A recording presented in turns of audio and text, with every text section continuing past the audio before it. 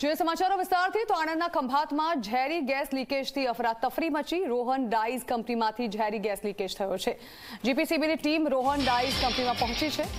જેતપુરા, બાજીપુરા, પંડોરિયાપુરા ગામના લોકોમાં આ ઝેરી ગેસ ફેલાઈ જવાને કારણે રોષ જોવા મળી રહ્યો છે।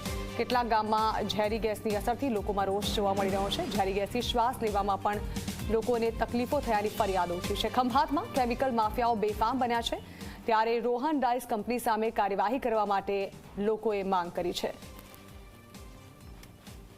આ અંગે વધુ માહિતી સંવાદદાતા બુરહાન પઠાણ આપી રહ્યા છે। બુરહાન, ઝેરી ગેસ લીકેજની ઘટના આસપાસના લોકો જે છે તે આ મામલે ફરિયાદ પણ કરી રહ્યા છે। જાણવા માંગીશું કે શું ઘટી હતી આ ઘટનાને, હાલ ત્યાં શું પરિસ્થિતિ છે?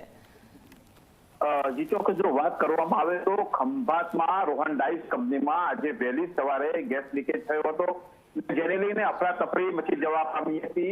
વહેલી સવારે જે કંપનીમાં બોટમમાંથી આ ક્લોરો ગેસ લીકેજની ઘટના બની હતી।